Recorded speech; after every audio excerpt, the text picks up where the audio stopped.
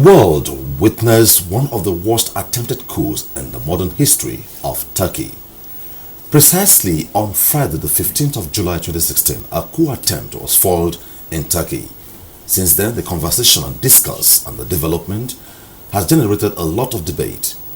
So far, over 50,000 people have been rounded up, sacked or suspended from their jobs by the Turkish government in the wake of the failed coup. While the Turkish government under President Recep Erdogan says it will dig up the perpetrators, first suspect to the failed coup, as alleged by the Turkish government, is US-based cleric Fethullah Gulen, who has denied the claims that he sponsored the uprising. That is not the main issue, but we'll take on it also. That is the issue on the program today. Rather, we will be taking a look at the failed coup attempt in Turkey, issues and perspective. Before then, let us start with Turkish Ambassador to Nigeria, Hakan Kahil, session with the media in Abuja. All civil society organizations, NGOs, and all Turkish citizens, all people of Turkey, regardless to their political affiliation, they opposed very strongly, fiercely against the coup attempt. Even at that, what are the implications of the failed coup to the political, economic and general scenario in Turkey? My guest is a Turkish and a promoter of democracy and the rule of law. He is a member of a think tank in Nigeria, the Ufok Dialogue Foundation, Mr. Jamal Rigid. Welcome to Diplomatic Ties. Thank you very much for having me. Stay on for more on this and other matters on Diplomatic Ties today.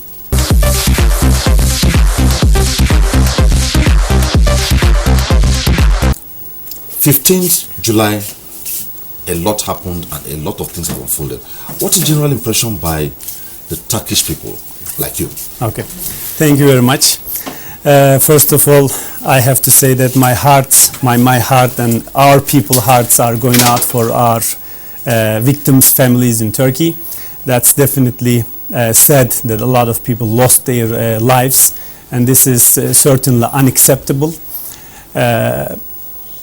Well, the Turkish people defended its democracy, because democracy what we need at the end of the day, as long as it promotes freedom, which we all are in need of, the democracy and freedoms.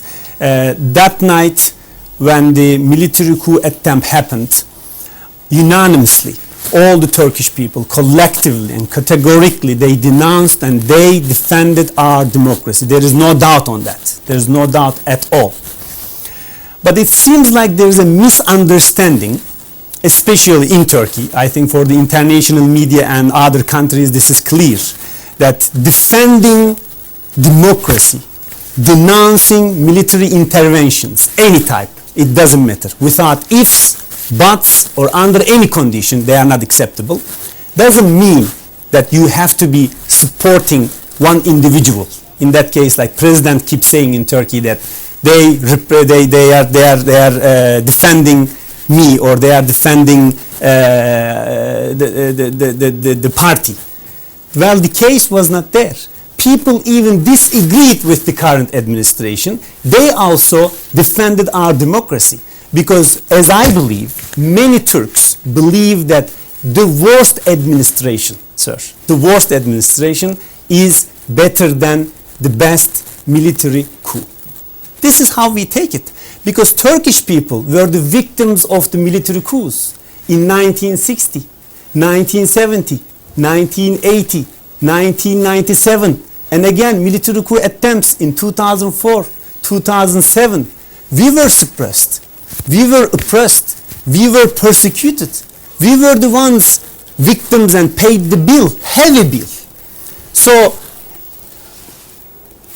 once you look at the Turkish society, you would easily see that any type of military intervention is not accepted. Okay, beautiful. I love that.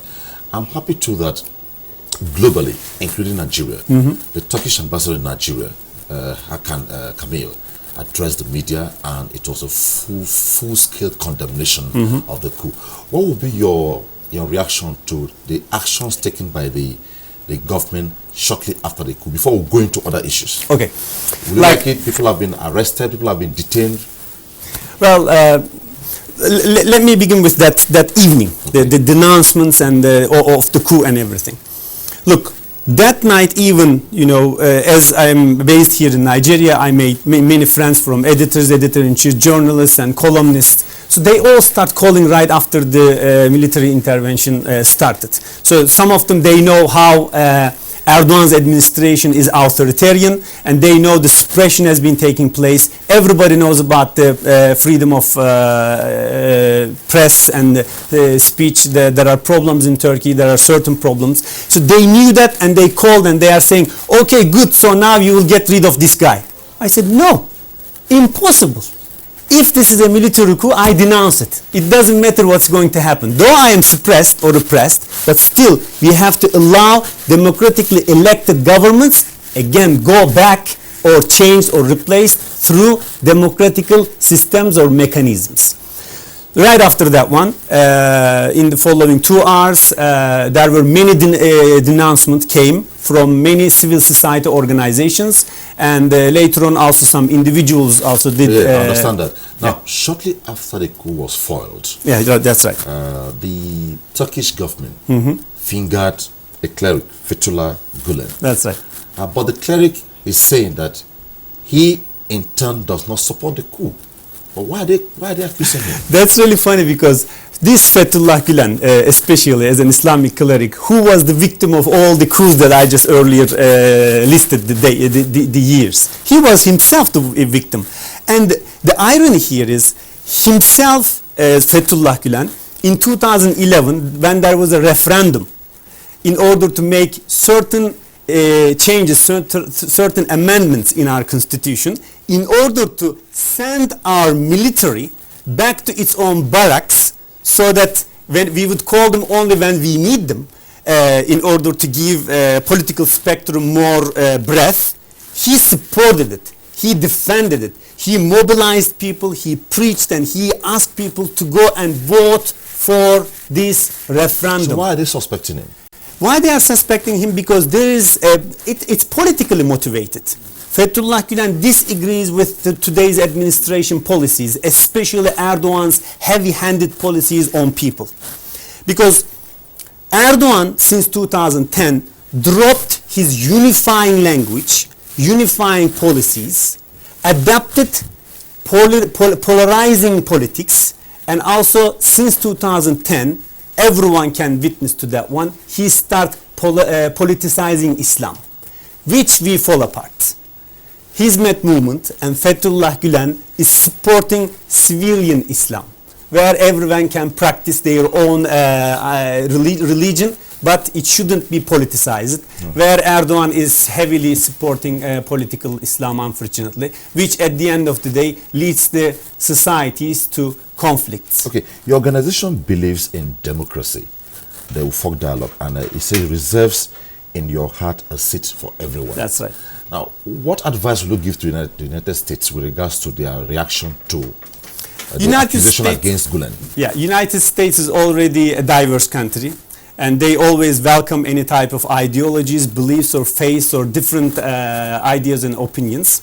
I think in that sense, even Nigeria is the same. You know, I'm following Nigerian media every day, and all of these domestic or international happenings, the reaction of Nigerians are so democratic. You simply, not in Nigeria, it's even more than welcoming diversity. It's like you naturally practice diversity. United Nations or United States, they all are the same in that field. I don't think the response would be in favor of Erdogan, because you know, Fethullah Gulen mentioned many times in his books, in his sermons, and even in the given interviews lately, he said there is no U-turn from democracy.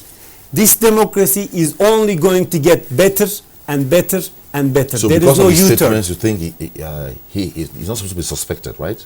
Well, not because, of course, I understand what you mean. Not based on the statements. It should also be based on actions. Let's look at Fethullah Gulen's activities. Education, charity, and dialogue. Because up to now, as I speak, Sure. he still remains the only person the government of Turkey is fingering. Yeah, of course. Ultimately, the government may be suspecting him. What is the view of the Turkish people like you? Okay, Are they thinking that direction? people like me would not think in that direction. Okay, what's your opinion? My opinion is that the government, in order to consolidate its power, they need scapegoats. They need some pretext. And now they are using this attempted military coup as a perfect pretext in order to put all the oppositions in one bag and crash them against the wall. That's exactly what's happening. So Otherwise, is it possible that most of the persons arrested after the failed coup may be innocent? I truly believe that, because, okay, someone should come out and explain to me, all these teachers, deans, professors, advocates of peace and judges, prosecutors, what do they have to, they are civilians and they represent the democratical pillars in the country. So what do they have to do with the coup? And don't you think it's like 50, 60, and it looks like the number is going to reach the 100,000 people? Well, if they were that strong, they could have done the coup without even military intervention. So Okay. The program is Diplomatic Ties, and we're taking a look at recent developments, political precisely, the failed coup in Turkey. And my guest is Jamal Yecip, a Turkish and a believer in democracy. Stay on after this time out.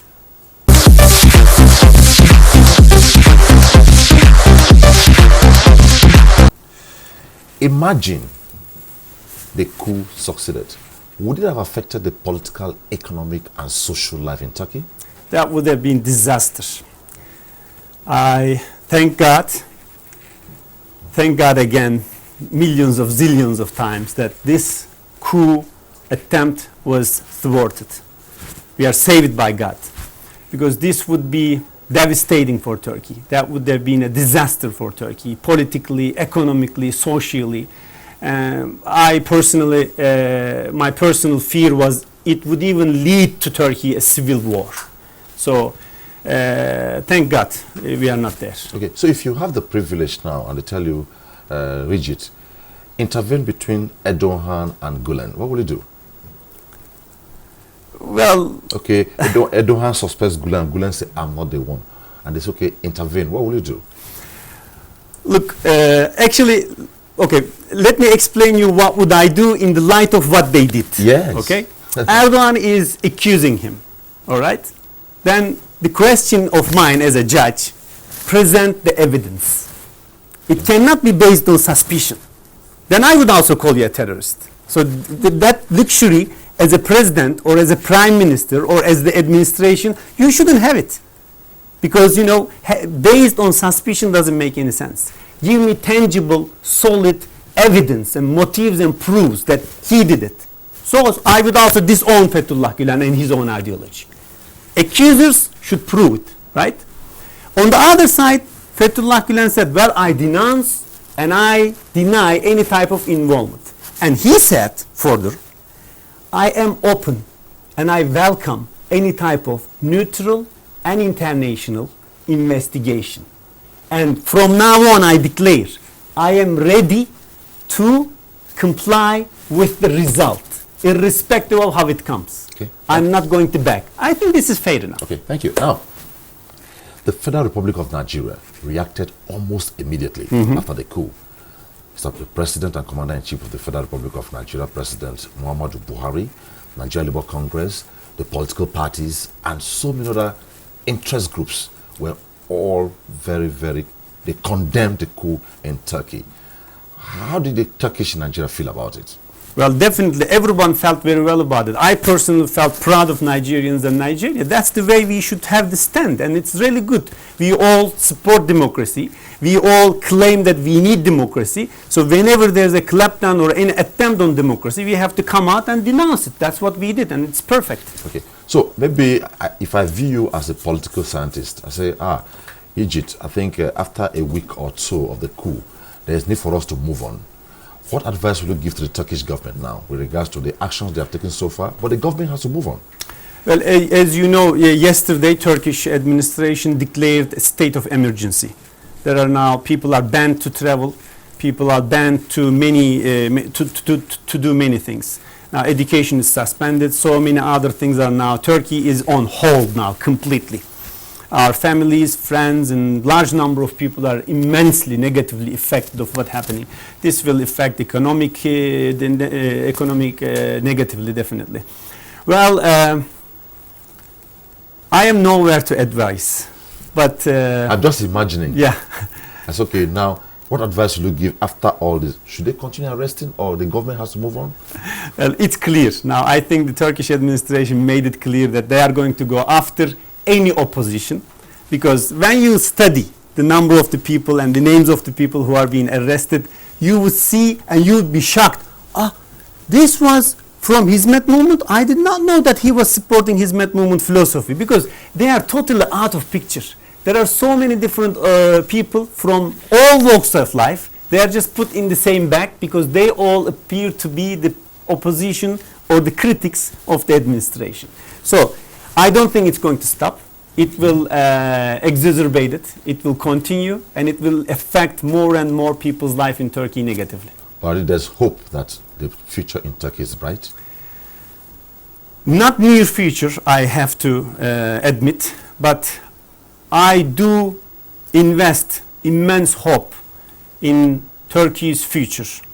All these negative happenings and the polarization will teach us incredible lesson that somehow we will learn how to peacefully coexist and understand that mutual understanding is possible, and the fights on ideologies, on beliefs or faces is just nothing.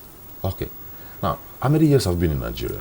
I completed my 3 years. Wow. So Yes. if I ask you now, Yejit, what's your impression about the current administration in Nigeria, mostly with the move to diversify the nation's economy? What will you say?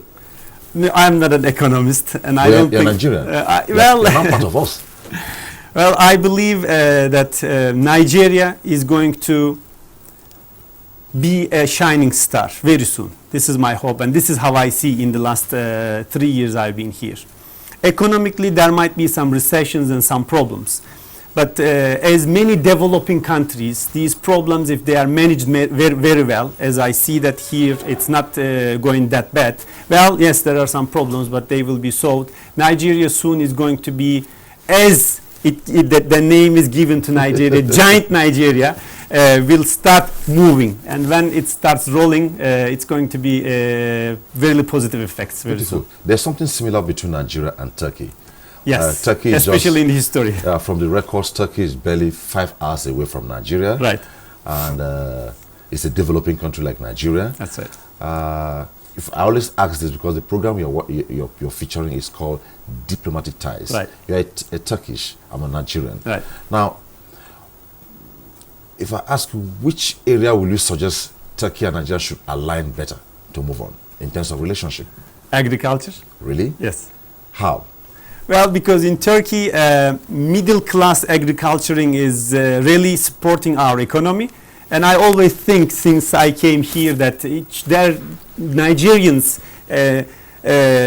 in north, in east, in anywhere that I traveled, they simply need training and necessary equipments to do their own small-scale or middle-scale farming, and let's just make them appear in the market. This, I believe, would help Nigerian economy a lot, and at the same time would give a relief to those people directly.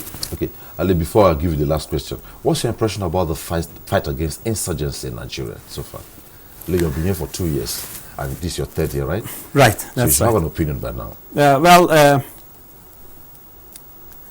education is extremely important.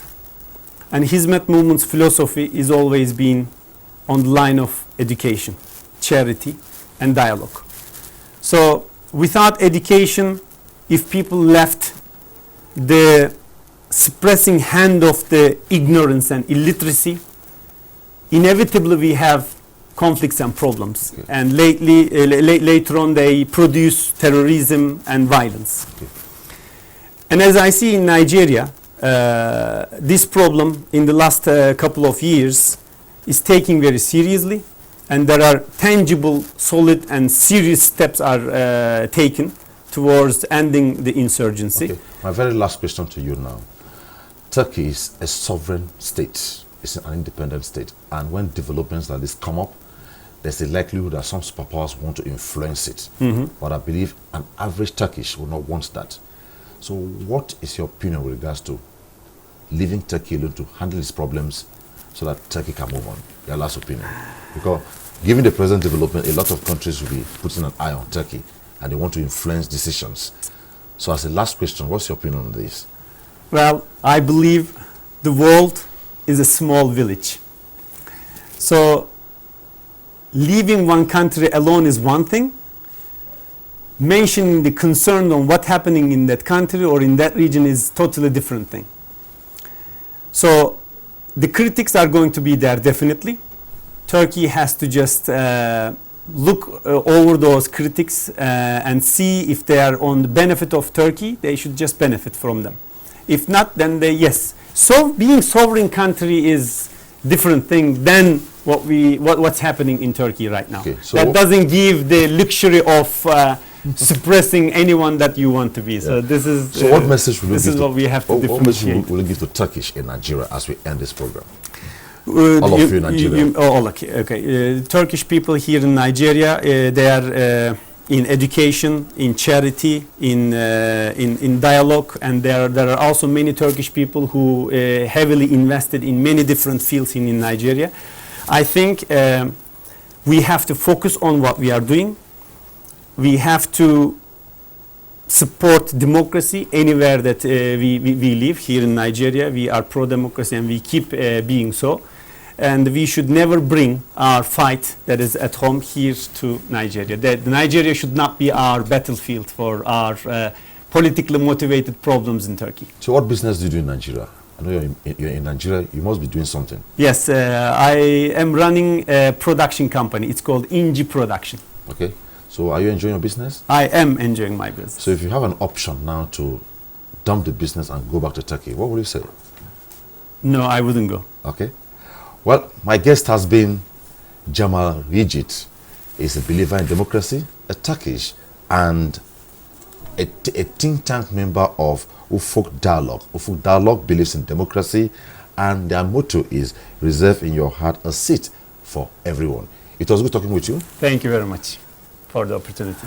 That's about that on the program today, and we believe and hope that you heard the thoughts and issues around the failed coup in Turkey and activities thereafter and the hope for the future. Thanks for watching, and on behalf of all of us here, bye-bye.